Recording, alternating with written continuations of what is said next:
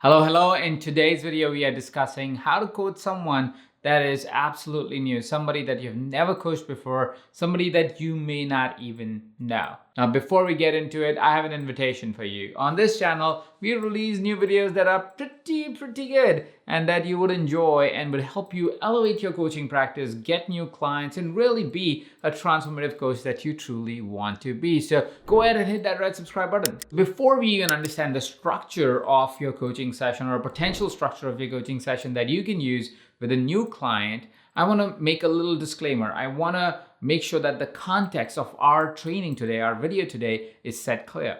When I'm doing my first session with a client, I am not trying to say, this will be it. This will solve all their problems. I cannot do that. I cannot go right in with a new client and in the first session completely transform their life.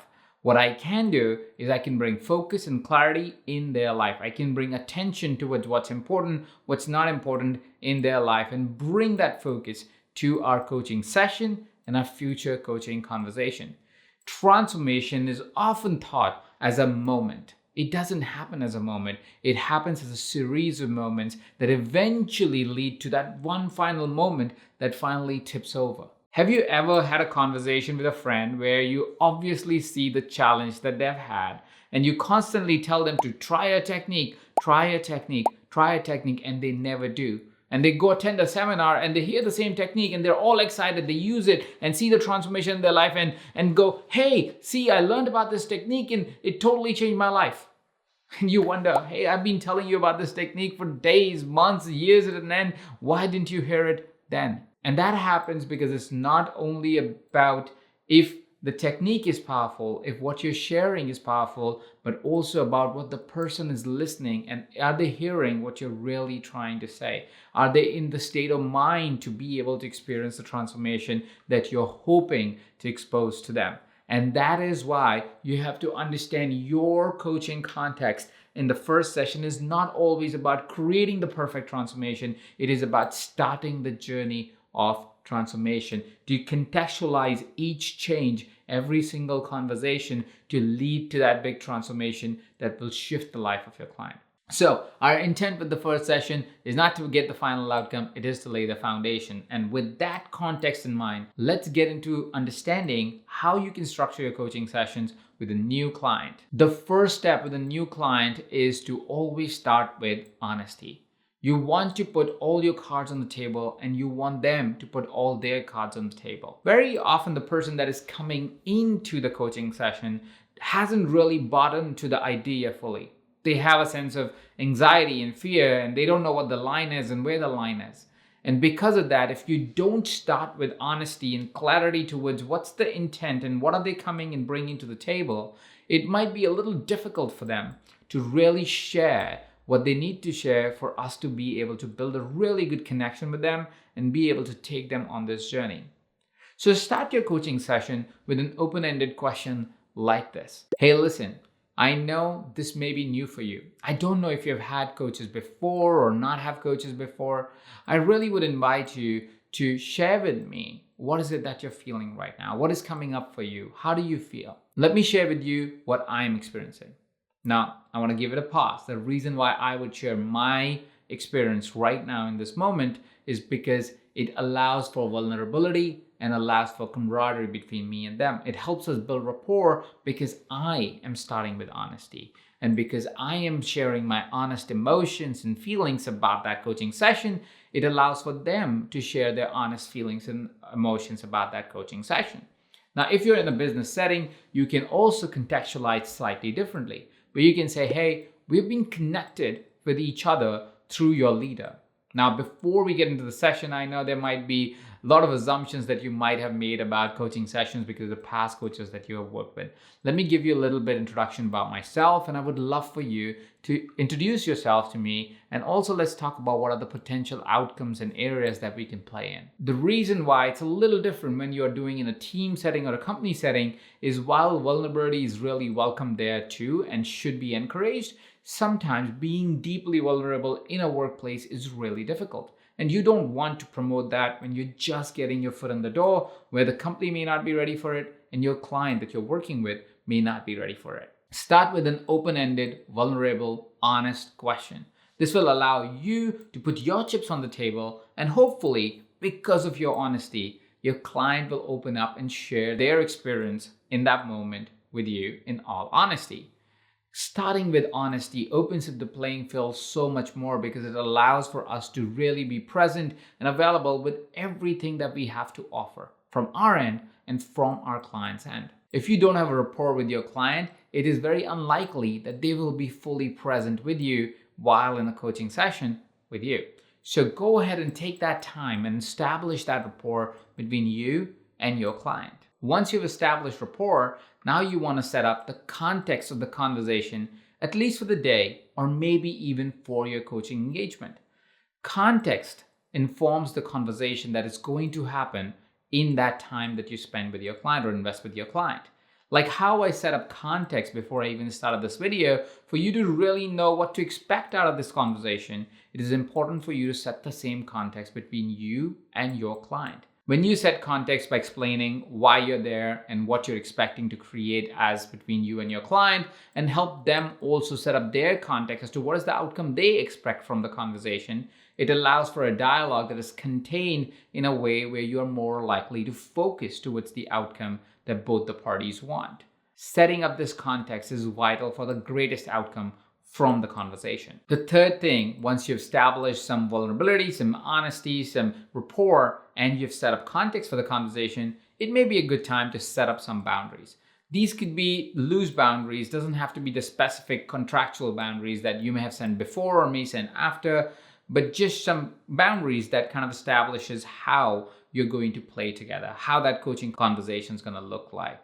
For example, you may say, hey, listen, we're going to be together for another 45 minutes. I highly encourage you to turn off your phone and turn off any notifications that may pop on your computer if you were doing in a virtual setting, so we can really have a dialogue. And I would do the same. While we are in this conversation right now, let's commit to 45 minutes of presence and attention to the conversation. Do you have that time? If you don't have the time, let's take a pause and come back when you actually have that time available. If it is a company or a team member that you're coaching, you may want to set up boundaries that are contextual to their workplace, to saying, hey, as we are talking this within the time frame of the company, let me tell you, still, we do have privacy between your conversation and my conversation. I'm not going to reveal this information to your immediate boss. Or whatever that boundary is that you want to establish between you and your client when you are having a dialogue within the agreements that you've had with the company that has hired you. Now that you've established boundaries, the fourth step is to establish where is your client today. You see, one of the greatest outcomes that I believe a first coaching session can have is clarity and sense of focus towards where the client wants to go based on where they have.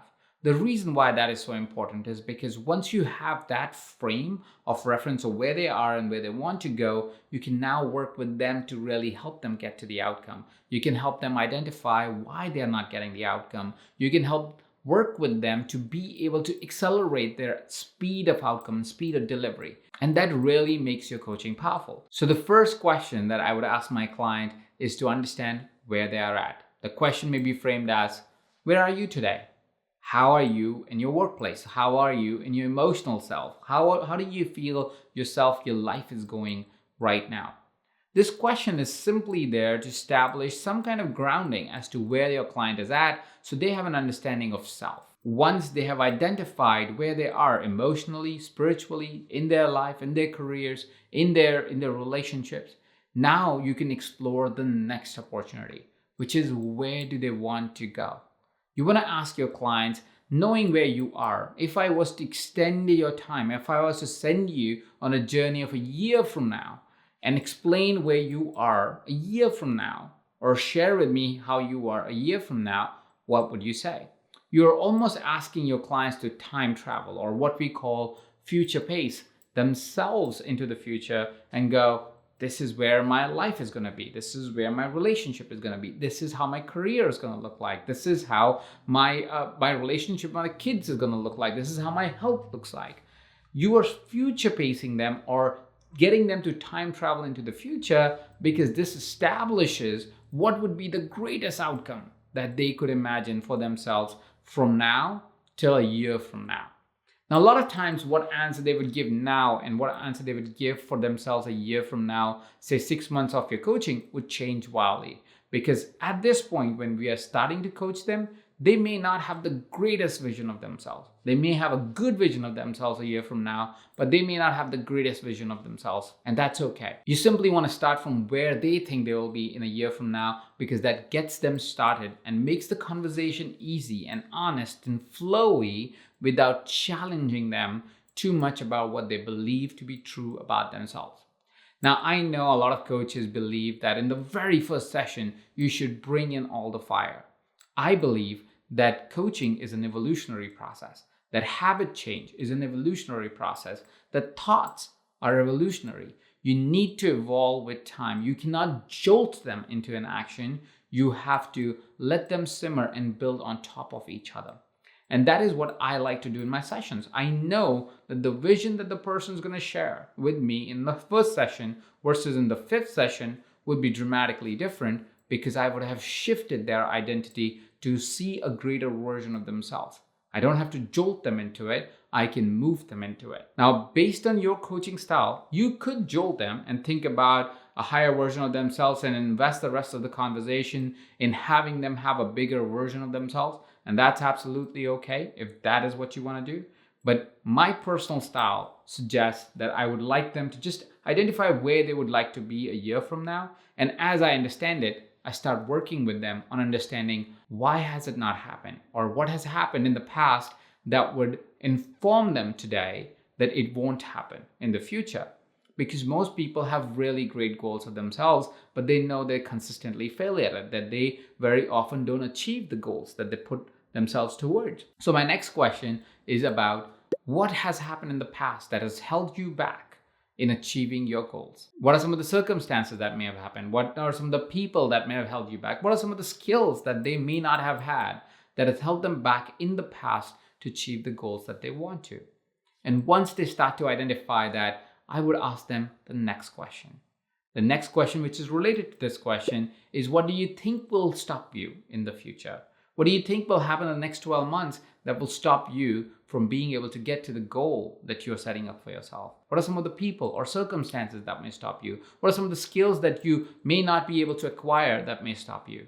The reason why I'm asking these questions is because everything that they share as a challenge here is something that will give me the insight towards what may be my focal point on working with them. The challenges that have held them in the past might be holding them right now. The challenges that they think will hold them in the future may actually hold them into the future. I am bringing awareness not only to me as a coach, I am helping them bring awareness to themselves as the coachee. Most of us, when we don't hit our goals, simply shrug it away as chance, as luck, as something that just didn't happen. Very few of us sit down with a journal and say, why did it not happen? What stopped me? What were the behaviors that stopped me? What were the habits that stopped me? What were the people that didn't contribute to my growth? What were the skills that I required that weren't really there? What were the opportunities that I missed? Asking these questions, having them list them down, allows them to go, oh, that's why it didn't happen. Now I have awareness. I have clarity towards what may block me in the next 12 months to not get to my goal. We all want to get to our goal. This client of yours do as well, right? This is bringing awareness. And that will lead me to my final question. Knowing what we know about where you are, where you want to go, what has stopped you in the past, what may potentially stop you in the future, what do you think you need to get to your goal in the next 12 months? At this point, if you did a good job until now by being present and exploring those questions deeply, would open the floodgates of ideas and strategies and inputs that they have to get to their goal. Habits that they need to develop, people that they need to collaborate with, ideas that they need to pursue, strategies that they need to pursue, actions that they need to take. They would know exactly what needs to happen for them to achieve the goals that they want to achieve. Now they also have an action plan, a set of strategies that they can implement that will help them get the outcome in the future, that will help them create progress that year. And that would conclude our session on a positive, actionable idea set that we can start to explore in the coming coaching conversations. The first session, the way I design it and the way you want to follow on, is about discovery. It's about clarity. It's about focus. It's about saying, do I even understand? Do I even know what I want out of this? Do I even know why it hasn't worked in the past? Do I even know where I want to go? It's not the final outcome like we talked about. It is a guide. It's a journey. It's a starting process to get the outcome. It is the first foundation, and hence it requires tremendous amount of clarity and strength in knowing that the foundation is strong. Now I want to give you something on top of this. You see, we realize one of the big things that happens for new coaches is they're not able to plan their coaching sessions well enough. They're not able to go into their coaching session and really know what to do, which is why we wrote a quick guide called the Coaching Sessions Planner. You can download that guide on the page that I'm linking below. If you enjoy watching this video, go ahead and hit that red subscribe button, like this video, leave me a comment sharing what do you think is powerful stuff that I talked about today, and what are some of the things I should have added on. Thank you so much for watching. This is Ajit Navalkar, and you're watching this on EverCoach.